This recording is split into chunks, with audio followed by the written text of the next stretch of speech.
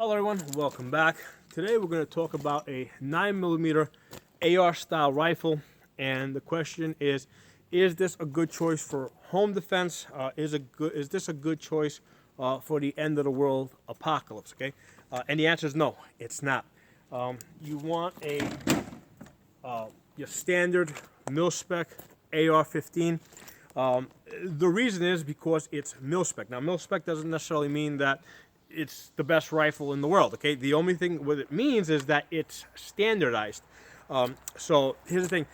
Every AR-15, every mil-spec AR-15 out there is going to have parts that are going to fit into this gun. Everybody that works on AR-15 is like, I got a whole box of AR-15 parts, okay? The guy down the road from me, he's got a box of AR-15 parts. The guy going in the other direction, he's got a box full of AR-15 parts. So because this is so standardized, okay, you have a combination of, this is a fairly reliable rifle. There's lots of parts out there in circulation. Doesn't matter if they come from different companies, okay? And there's also lots of know-how. Lots of people know how to fix AR-15s, okay? So great thing about AR-15s is that the patents, the original patents, expired on this. So that's one of my criteria for picking a home defense gun or a shit hit the fan gun. It has to be reliable, easy to use, but it also has to have the patents expired, okay? So that's why I like AR-15s. Also the reason why I like Glocks, okay? I like Glocks Gen 3s, right? Because the patents have expired out there, so I can go on eBay and I can buy lots of parts. And I have a whole box full of Glock Gen 3 parts, okay? I think that the Gen 5 is slightly better engineered, especially with the trigger spring. It's got a compression spring instead of a stretchy spring. However, I don't have a Glock Gen 5. Well, actually, I will as soon as I finish putting my G43 together, because that'll be a Gen 5. But the point is that I actually feel a lot more comfortable with a Glock Gen 3 for SHTF, shit fan. I feel a lot more comfortable with a Glock Gen 3 just because I know that everybody, not everybody, but lots of people out there have boxes full of parts for Glock Gen 3s, okay? So that's a consideration. Now, when we go to these 9mm AR rifles, okay, this one is from Palmetto. This is a Palmetto PX9, really good gun. Got about 10,000 rounds on this.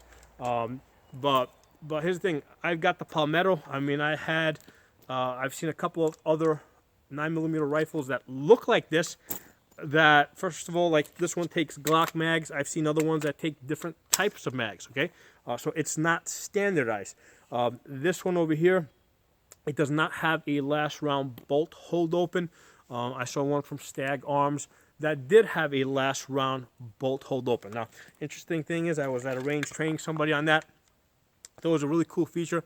First day this guy was shooting it, that's the part that broke, okay? And I took a look at it, right? I looked at the mag catch feature, and it didn't look anything like what I expect in an AR-15. So I looked at it, I'm like, I don't know how to fix this. I don't have parts. You gotta take this back to the gun store. If it was a mil-spec AR-15, right? I would have looked at it, and I would have been able. I probably could have fixed it for him right there at the range because I happen to have a box full of parts with me, okay? So that's a reason. That's one of the many reasons why even though these AR-9 rifles are great, they're fun to shoot. Sometimes they can be cheaper to shoot depending on what's going on with the ammo prices. But you don't want this as your primary home defense gun. Now, I'm also a big believer in that you should have more than one home defense gun, right? I believe in having multiple home defense guns. So this can be one of them, but your main gun, your go-to gun, should be standard AR-15, okay, mil-spec, and your backup pistol, because your pistol is basically your backup. Your backup pistol should be Glock Gen 3, okay? But have many other guns, that's fine, but those are your two main guns. Just because they're so standardized, everybody's got parts for them. It's standard magazines, right? AR-15 magazines. for your rifle, Glock, standard Glock mags for your Glock pistol. Now, one of the reasons why I selected, actually the main reason why I selected this Palmetto PX9 is because it takes Glock magazines, okay? So that makes it really easy for training people, and I actually train more people on this gun than I do train on that one, but because they're so similar, right? I got similar scopes on them. You know, all the hardware is the same, right? Exact same scopes, you know, so this is really useful for training people. The way it works out, okay, is, you know, first time gun buyers will call me up and they'll be, hey, we just bought a gun, you know, we don't know anything about guns. Can you meet us at our gun range and train us, okay? And I'll say, okay, what'd you buy? And they'll be like, okay, we bought some 9mm pistol. That's usually the most common thing that first time gun buyers will buy, you know, some 9mm pistol, because if they go to the gun store, they see this, you know, actually not this one, they see this thing or anything that looks like this looks scary to them, so they're like, oh, let's start with something smaller, because they think that smaller is easier. Okay, that's the misconception that people have. So they call me up, they say, hey, meet us at the gun range so you can train us on our new pistol. What I will do is, I know that they got 9mm ammo, right? So I will take this 9mm AR with me, okay, get to the gun range. I'll give them, let's say, a safety briefing, right? We'll talk about, figure out what the dominant eye is, we'll talk to them about how to stand, you know, go through a whole bunch of things. But I'll say, before we even shoot your pistol, I want you to shoot this 9mm rifle that shoots the same ammunition, right? So it's convenient because they have 9mm ammo that they paid for, right? So it would be kind of odd if I went there and told them, listen, we're going to shoot this gun over here, which you don't have ammo for. I don't know, I guess if you want, I can sell you some ammo. That sounds really weird, right? Sounds like I'm trying to sell stuff in addition to what they call me. So that's why I go with a 9mm rifle. So I put them on this gun, right? I teach them how to hold a gun, get into a fighting stance, lead it to the gun, right? Nice big optic over here. It's got a circle dot in there. You know, and I'll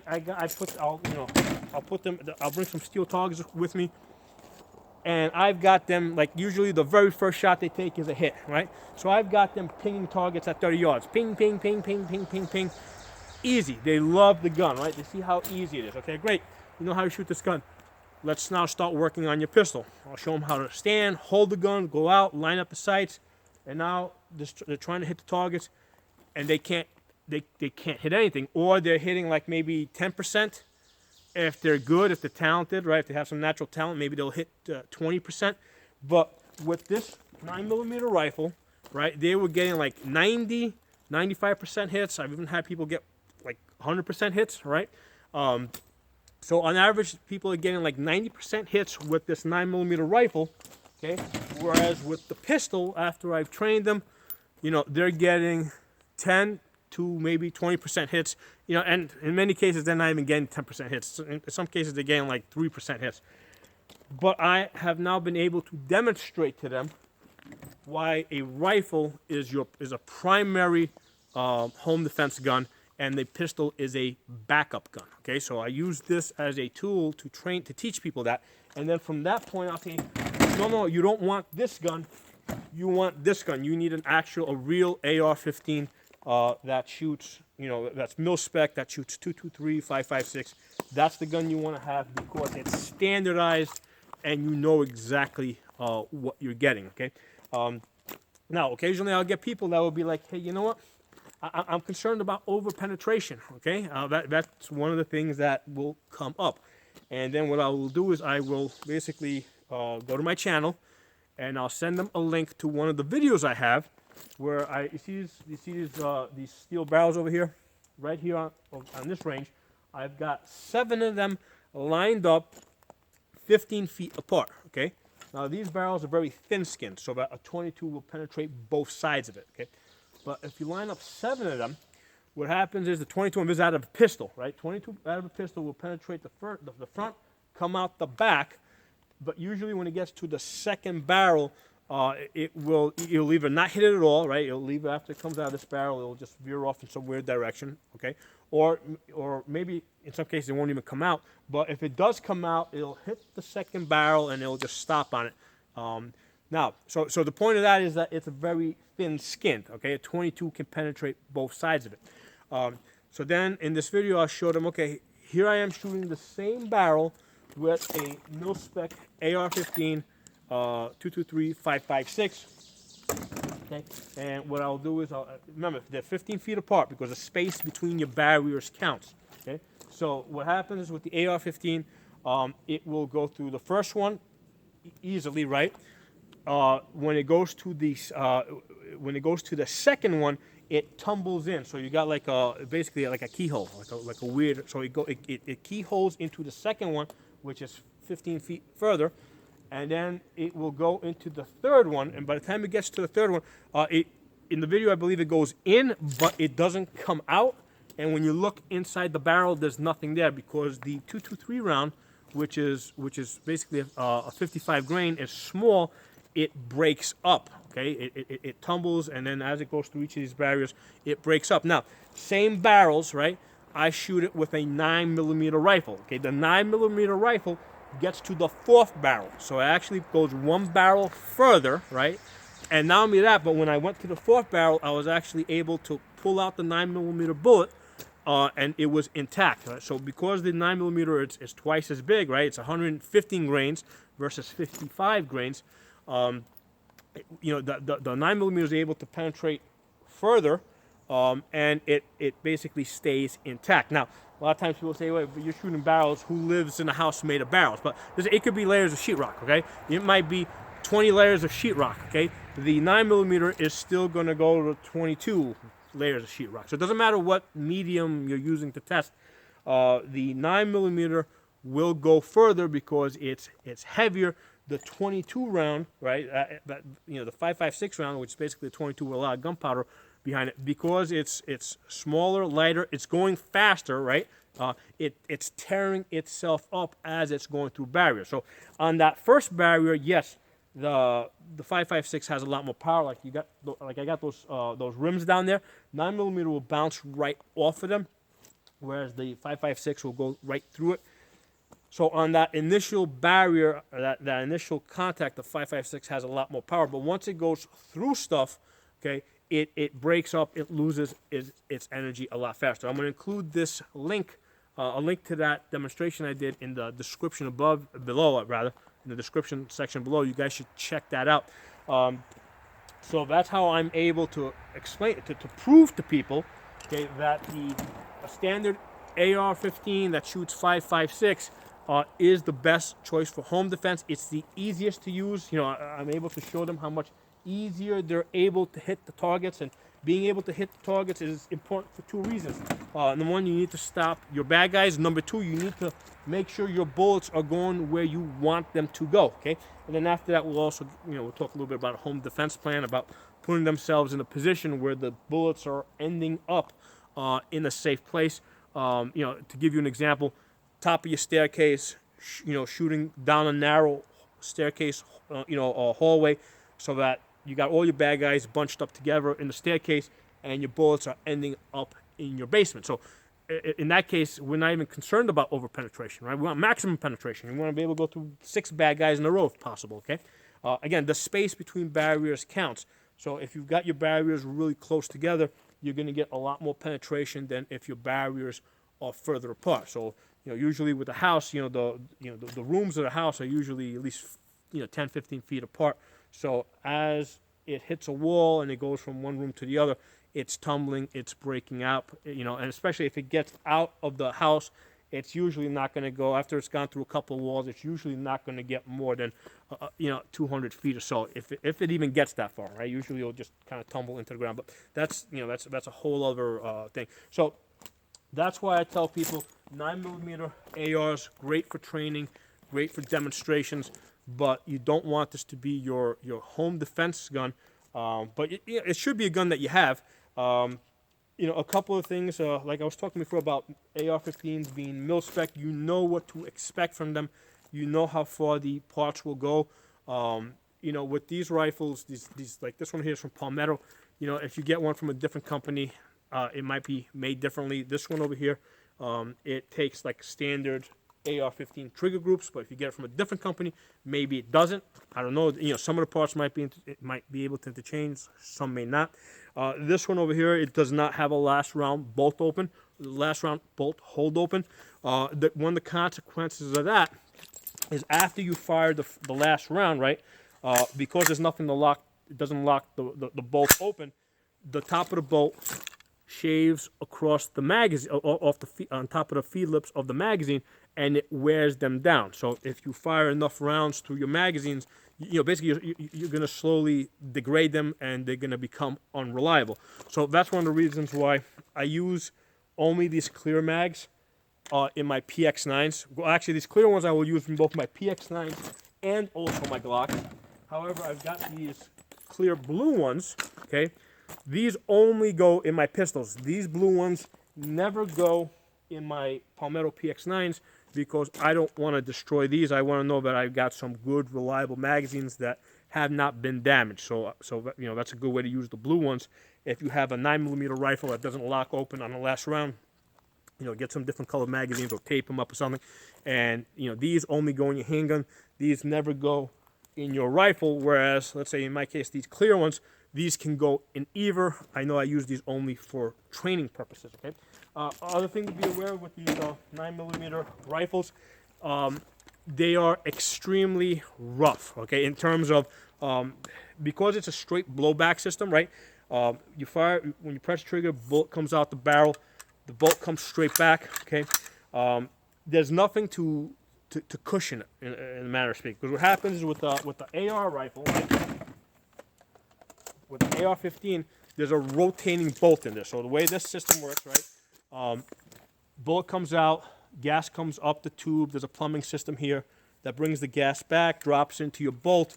All right, that moves. The bolt starts moving rearward, right? And the bolt rotates, and that rotation basically slows it down a bit. Okay, so with most of the 9mm rifles out there, they don't have anything to slow it down. The only thing slowing down the bolt, okay, is the actual weight of the bolt and the weight of the buffer behind them. Okay, so this one came standard, I think, with a 4-ounce buffer weight. I upgraded it to 12 ounces in an effort to slow it down even more, because what was happening is it was just coming back so hard and fast that it was just from the vibration. Just to give you an example, the hammer pin broke on this like 2 or 3 times. Okay, that's not something that ever happened on any of my AR-15. So that's something that is unique to, let's say, this particular 9mm rifle.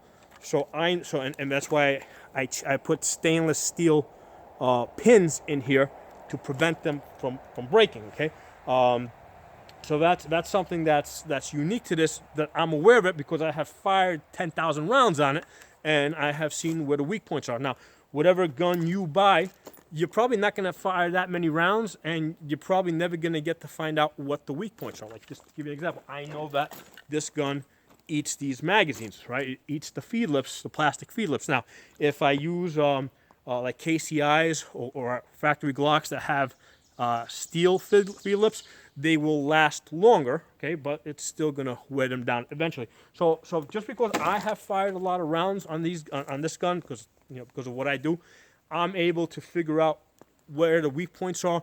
What extra? Holy crap! We got a bear. Hello, Mr. Bear. Where are you? Everybody say hi, Bear. Hi, Boo Boo. That's Boo Boo back there. There you go. There he goes. There's Boo Boo.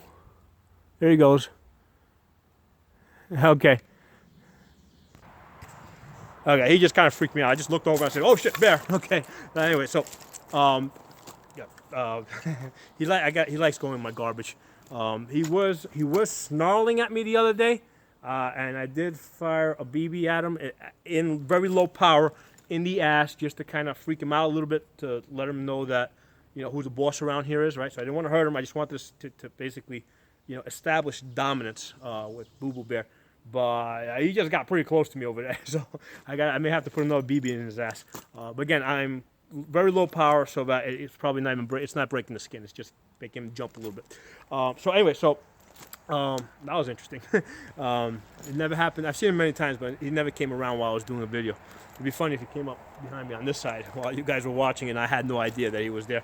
But anyway, that's why you want mil-spec AR-15s, not 9mm rifles that look like AR-15s, because you've got no idea what you're getting, if you're going to be able to get parts when you need them, how reliable the gun is. You know, you just don't know. Okay, mil-spec AR-15. I mean, yeah, they're not. You know, they're not like, they're not indestructible. In fact, they're, you know, they definitely, like, the parts definitely have a limited life.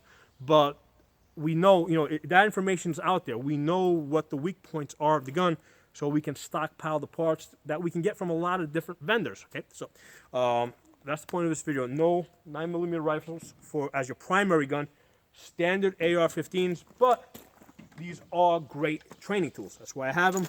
You know, and yeah, you should have them too, but after you get your mil-spec AR-15. So I hope you enjoyed this video. If you're not a member of the channel, subscribe. I'll talk to you guys soon.